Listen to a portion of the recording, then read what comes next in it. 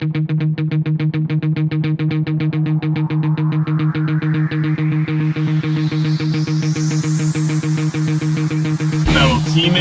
continue to move swiftly. We'll talk more soon. I'm going to put on the positive side, right? Focus, take whatever it is you're making right now, and I'm telling you, we will see a completely different world, all right? Fellow teammates, continue to move swiftly. We'll talk more soon. This is really never the picture again.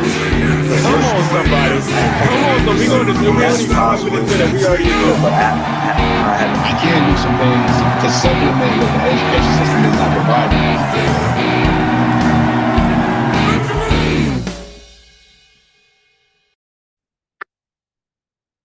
Teammates, first and foremost, if this is your first time listening to the Move Swiftly podcast, welcome to the show. Welcome to the #1 show on innovative teamwork. Glad to have you. Looking forward to having you back for more. To my regular listeners, you already know how I get down right into the point. Today, we're going to talk about how you're able to make a name for yourself and win, even though you may be in a losing situation. All right.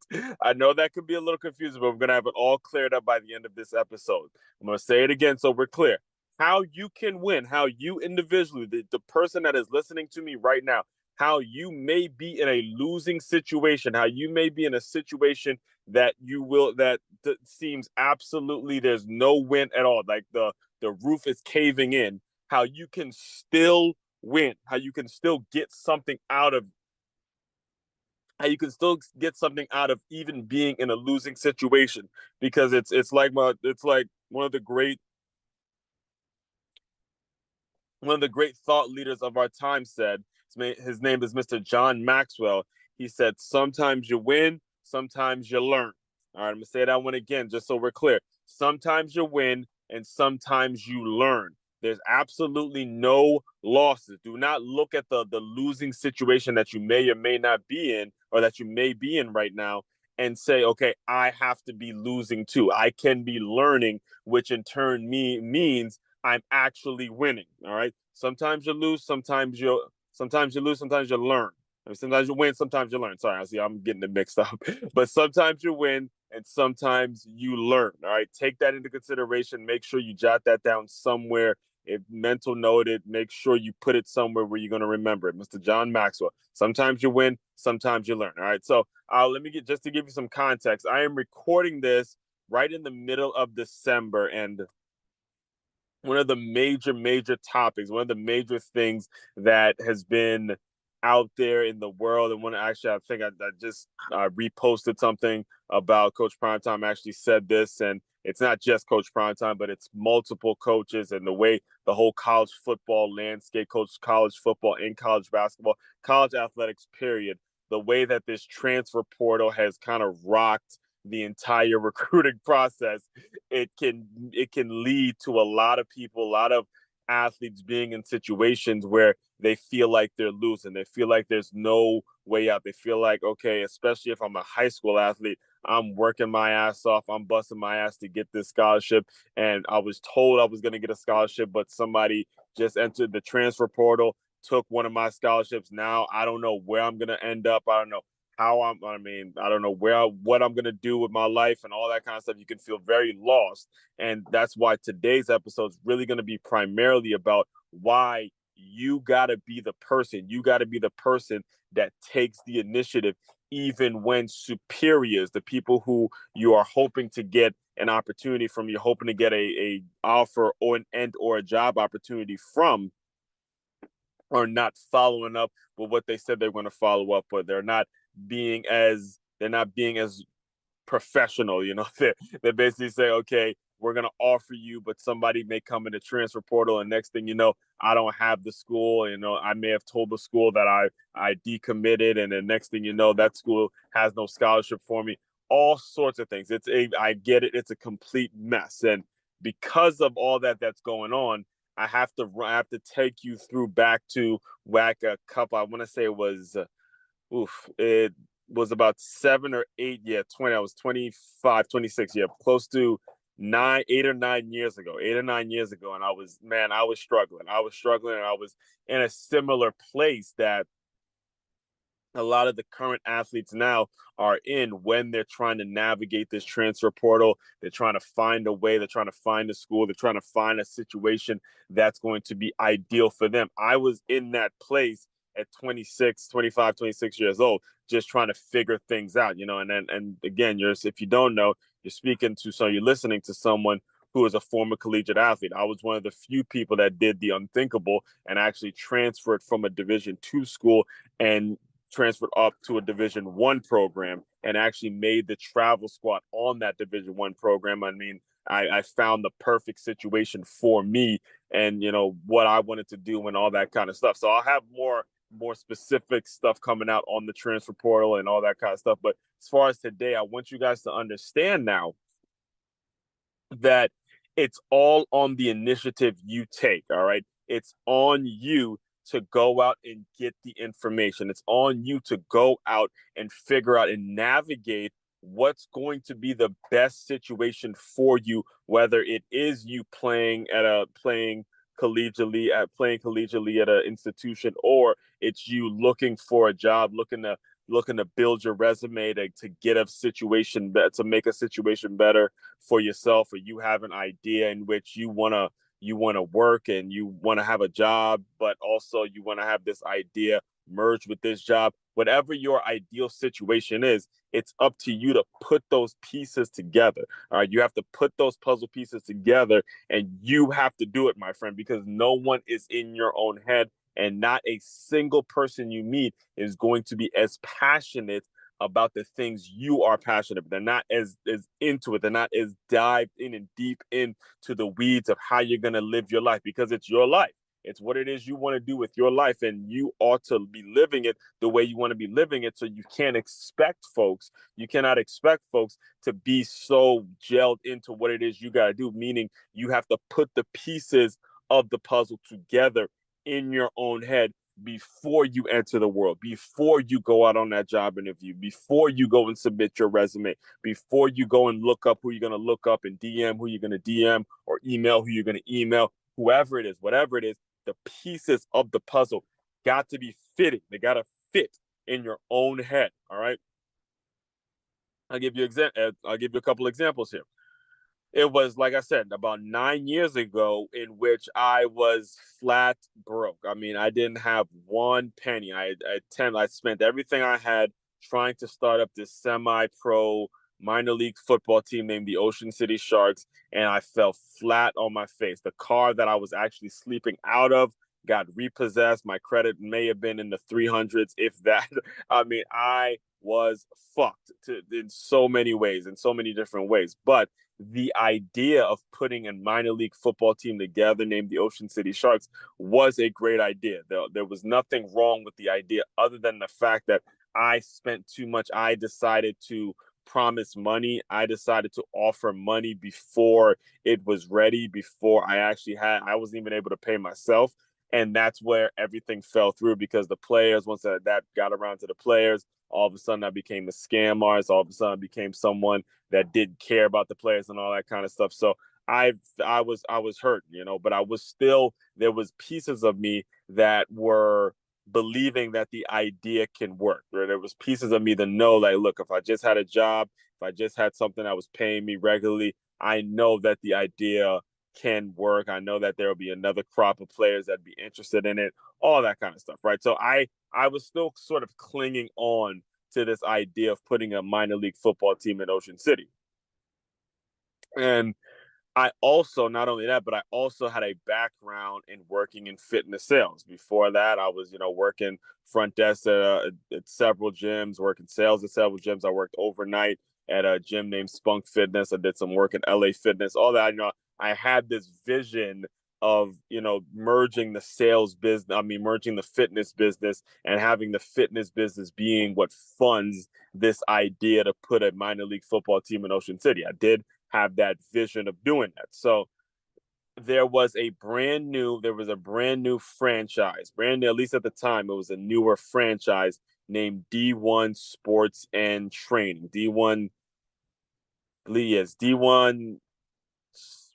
Health and Training, D1 Sport Training, whatever the franchise. And the whole company, the whole company is a fucking mess. All right, it's an absolute mess. And I've spoken to several D1 owners, D1 franchise owners, and they've absolutely bashed this company, and it was a horrible, horrible, horrible setup when it comes to the structure of the business. They had no foundation. Basically, the way D1 worked, it was they used celebrity athletes. So they used like guys like Tim Tebow. They used guys like the name there was several guys. Will Bartholomew is the founder of it, but Peyton Manning, I believe his name was on a franchise. Chris Paul has a D1 franchise. They use celebrity athletes, and they basically use their face to slap them on a performance type gym where the gym is filled with field turf and all the things that you would get at your typical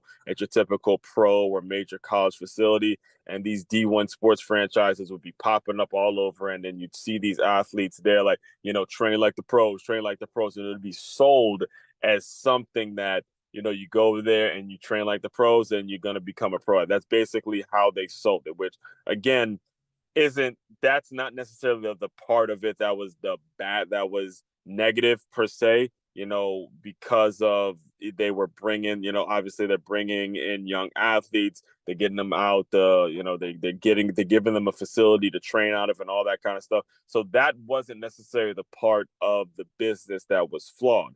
The part of the business that was flawed was there was no plan on where they were going to put these gyms. They were just simply putting them anywhere. Like the D1 that I'm going to talk to you guys today about.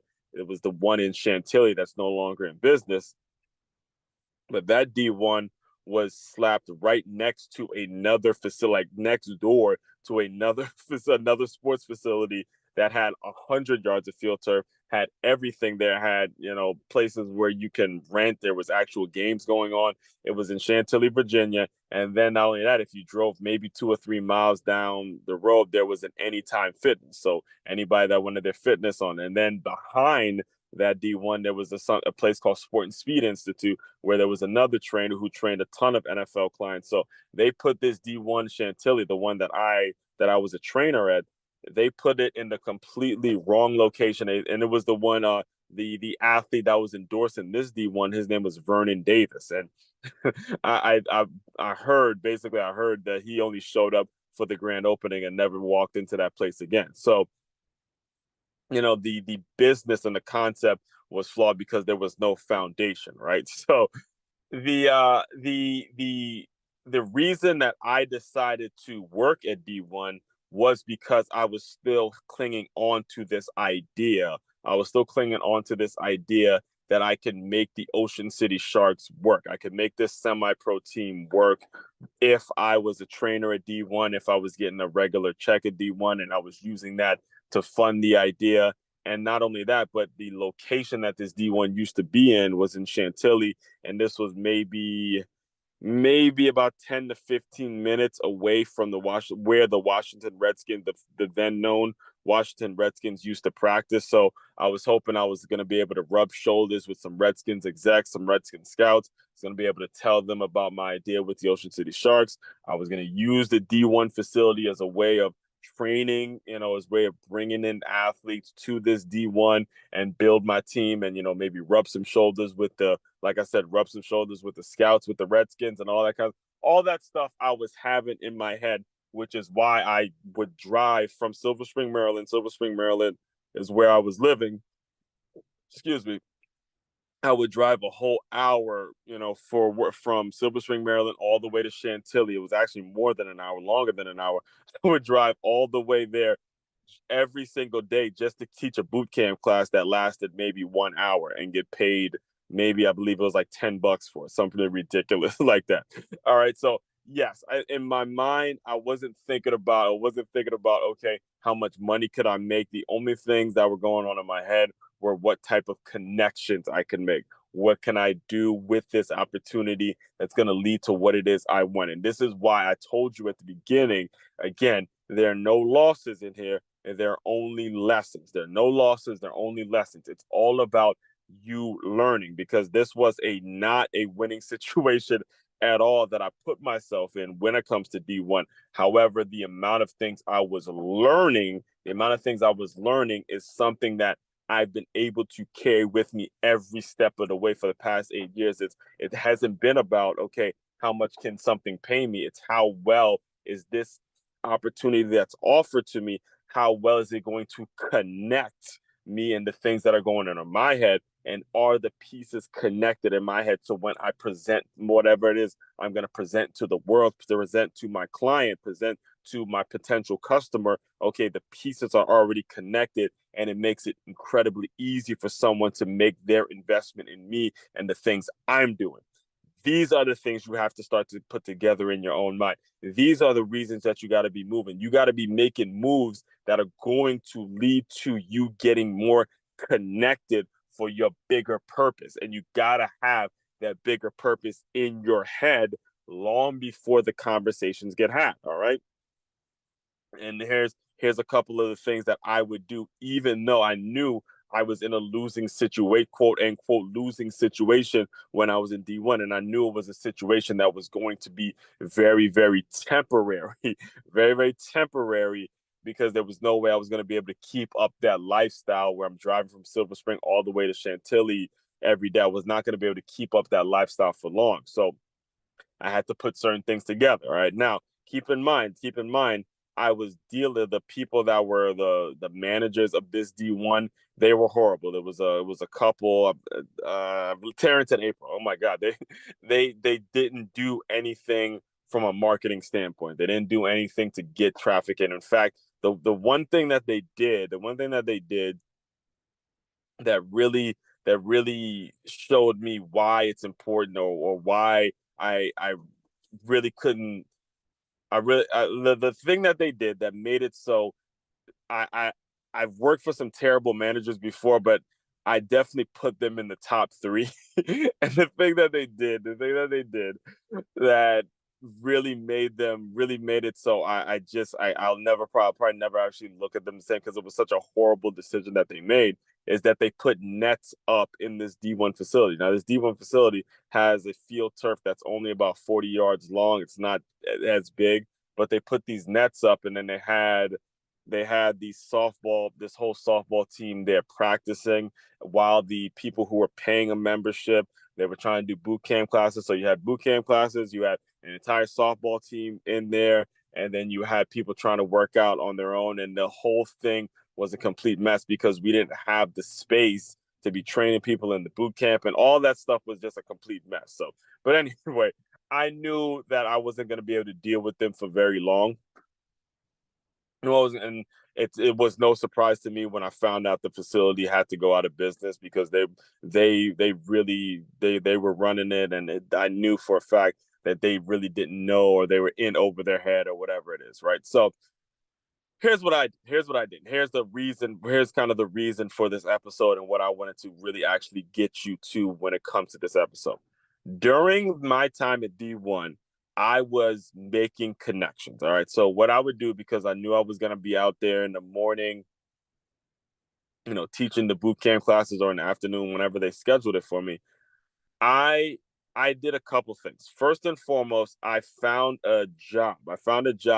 At a nearby bar. I found a job at a nearby bar named Green Turtle, where it was a sports bar. It was a sports bar, and it had literally just opened up. It just opened up. I was there like on the first day it ever opened.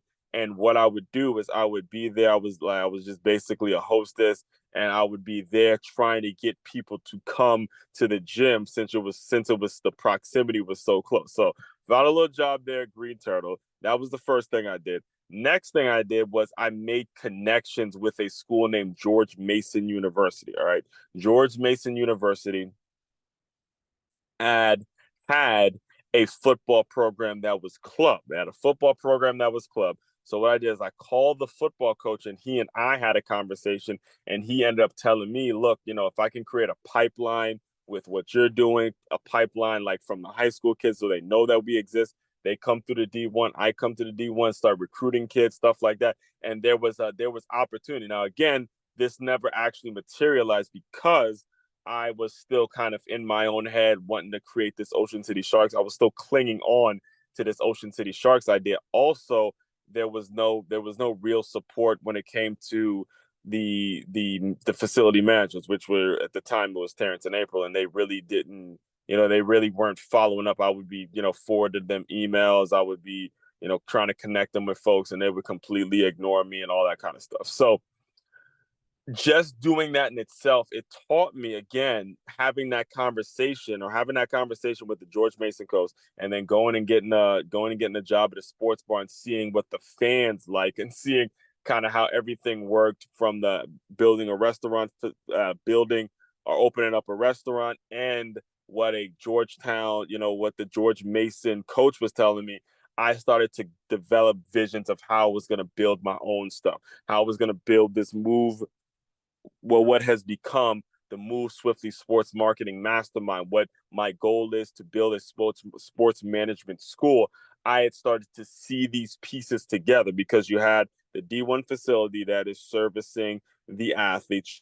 You had the sports bar that I was working at that was servicing the fans, and then I made a connection at George Mason University that's servicing and putting an actual team together that would be able to take advantage of the people. So all of this stuff was happening. It wasn't happening to me. It's like Tony Robbins says, it's happening for me. Even though I'm driving from Silver Spring to Chantilly, these are things that are happening for me. All right, and I'll close you out with this, because this is really where I wanted to talk to you guys today about it. Excuse me, what actually got me thinking and inspired this episode was when I continued to do my research, and I reached out. I got deeper into the roots, because what I did when I was, one of the things that I would do when I was trying to build up the Ocean City Sharks idea is I was going out to several schools, reaching out to sports management departments, reaching out to sports management majors and all that kind of stuff, like the department heads of the school. And I'll be telling them about the idea, and we'd be having conversation about how I can help, or how they can help, whatever synergy we can create. I was open to discussion, right? I did that same thing with George Mason University. All right, I did that same thing with George Mason University, because I knew the proximity from the D1 facility to George Mason University's campus. I knew was very close. So it was very, it'd be very realistic to go and recruit kids that are in that Virginia area, get them to the D1, and then see them, or get them in D1, and then see them go to George Mason University. I knew the proximity and the ability to do that was very realistic, right?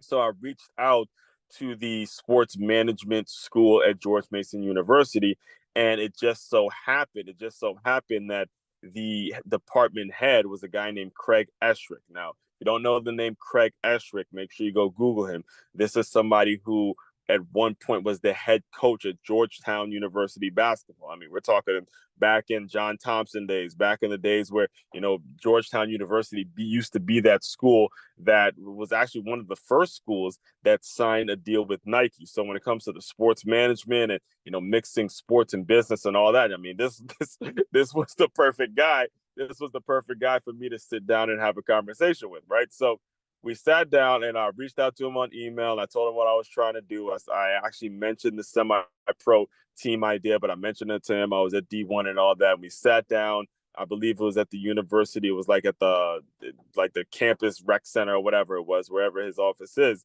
And we had a great conversation. And this is what he tells me. This is really what I want to talk to you guys today about. As I was having the same conversation I'm having with you right now, as I was running them through my entire plan and telling them what I'm trying to do, and I'm trying to build this sports management, sports marketing firm around this team, and all this vision and all these ideas I was giving him, he stopped me. He stopped me right in the middle of all this rambling I was doing, and he looked at me. He goes, "You're doing the right thing." Right? He goes, "You're doing the right thing. This is how you navigate your way into the sports business. This is how you navigate your way into through entrepreneurship. This is how it happens." He looks at me, "The same way you found me." Or he goes, "The same way you found me is exactly how you need to go about your day to day." This was the last conversation this was the first and the last conversation that I had with Mr. Craig Esherick. And the reason I'm bringing this to you guys is because it's about what you're learning on the day-to-day. If this is the test, this is the litmus test to really see if you're about this business and if you're ready for this business, and if you're ready for entrepreneurship, if you're ready to really navigate your way through the twists and turns and everything that the sports business is going to create for you, is do you take the advice of the people that have done it before and do you run with it? All right. Or are you looking for someone to hold your hand throughout this entire process? Because what happened when I had that conversation with Craig, it didn't matter the fact that the D1 was going to run out of business, and I knew that it wasn't going to last. I got everything I needed out of the situation out there in Virginia. I got everything I needed out there from, the position I put myself in with the sports bar I was dealing with. I got everything I needed out of it to go out and build something on my own. It was at that point, it was around that time where I decided, look, if I got all this drive, if I know what I'm doing, I'm getting that kind of feedback from the people that have done it before, let me go to Florida and build something strong. Let me go to Florida and create opportunities, because I had the confidence to go out and create on my own. That's what this whole thing is about. And this translates into what's going on in the transfer portal. All right. With the transfer portal, you gotta understand now, college coaches have to do what's best for their team. They got to win games. And if there's somebody available that can help them win right now, they're taking them out the transfer portal. That does not mean that you as a high school kid can't go and look up, okay, where's their D2 program? Where's their D3? Where's an FCS program where I'm going to be the guy? I'm going to be the main guy so I can shine. I can build a name for myself. I can do what I need to do from an NIL standpoint. I can make my money from, name, image, and likeness. So I'm not struggling in college, all that kind of stuff. You got to put those pieces of the puzzle together in your own head, because as you can see, the recruiting process is changing. Things are changing, and you have to have it in your own head how you're going to get the most out of a situation, even if it's a situation where the infrastructure is shit. Even if the infrastructure is as bad as D1's infrastructure, okay, cool. I got to figure out a plan, and I got to come up with something in which I'm going to win regardless. All right. And we'll go back to what John Maxwell said. Again, sometimes you win, sometimes you learn. All right. Sometimes you win, sometimes you learn. So make sure you take that into consideration as you're navigating your next steps and trying to figure out what the next move is going to be for you, because these are the things that are going to continue, and it's not going to stop. All right. I'll close you out with just saying that it will not stop. It will not stop. No matter how bad you want it to, it will not stop, regardless of how old you get. There's always going to be these dilemmas and these situations in which you got to figure out what's going to be the best, and you have to weigh your options, so to speak. There are no perfect situations. There are only going to be trade-offs in life. All right. Fellow teammates, continue to move swiftly. We will talk more soon.